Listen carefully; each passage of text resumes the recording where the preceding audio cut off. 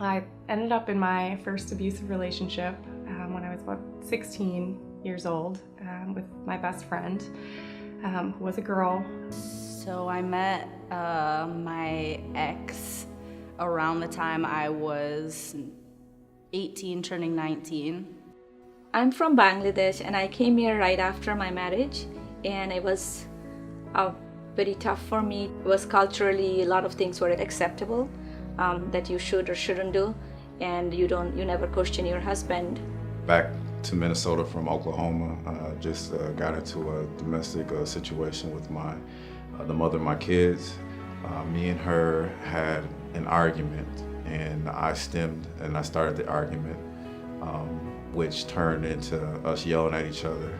I believe I had a point where I just knew things just didn't look right from that perspective.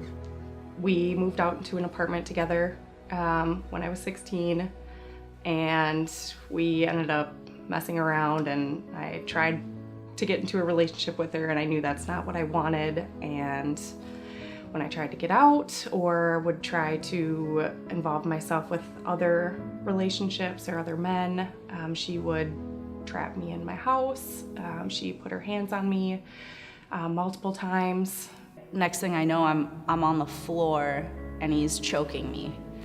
And I start to see stars like in my eyes as it becomes really like I'm gasping for air on his floor. And I just remember looking over like underneath his bed thinking, am I gonna make it?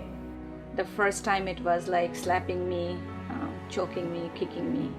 The reason was because I didn't participated to a party at his brother's house. And to tell you the truth, I don't have any family here, and I kind of didn't really know where to go. I would say I had a moment where I turned myself in. I was in jail, laying on the cot.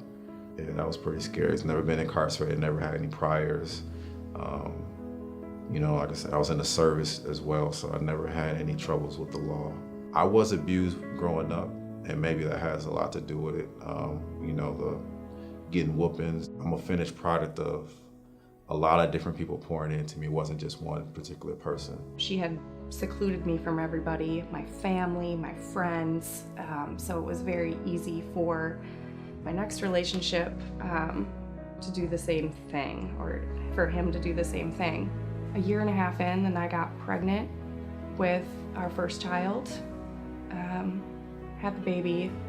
The physical abuse stopped, but the emotional abuse was continuous, daily. If something were to happen to my kids, I couldn't go and make sure they're okay, or were they okay. I had a lot of those nights, sleepless nights, trying to figure out what I did to put myself in a situation to be, so close but so far away. All of his violence progressed to the point that it was becoming way more dangerous, and I was at the end of my rope. If not by his hands, I probably would have ended my own life, without a doubt.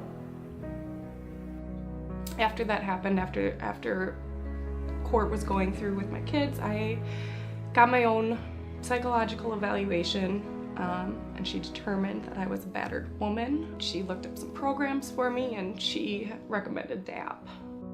I finally got to know about DAP, and it was my decision to come and see people who are similar to me, and where I can feel the strength that I left for a long time. They had one question that everybody, I think, probably really remembers out of anything else is, what did you do nice for yourself that week? And, for the first few weeks, I didn't have anything that I was doing nice for myself. And, I started changing that right away. I was able to relate to some other women. Like, they might not have went through the same things as me, but I was able to relate to them and connect with them and be able to tell my story with support and no judgment. And I think that's where it helped me the most. It was comforting to know that it wasn't you. It absolutely wasn't you. And that's the biggest takeaway, right? Like, abuse is not my fault. None of what happened to me was my fault. From being with no hope. And I've always been a pretty upbeat person. I had no hope coming into DAP. I just felt like they was gonna tell me no. You know, that's what was in my head. And to have a way to fight for my life, you know, I was able to fight for my kids, fight for my everything.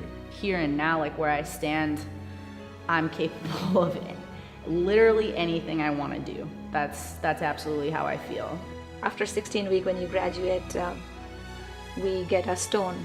I would not let anybody take that piece away from me ever again. That's the lesson I learned, and I'll live on it for the rest of my life. Life at home is really good.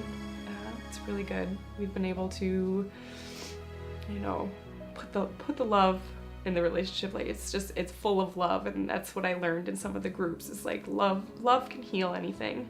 I feel that I've been consistent enough to where I've earned the amount of interaction that we have between each other and how much I get to see my kids. Family is wealth. Everything else that we gain in this life adds on to that, but our family is our wealth. And so, you know, I want to be wealthy. I want my family.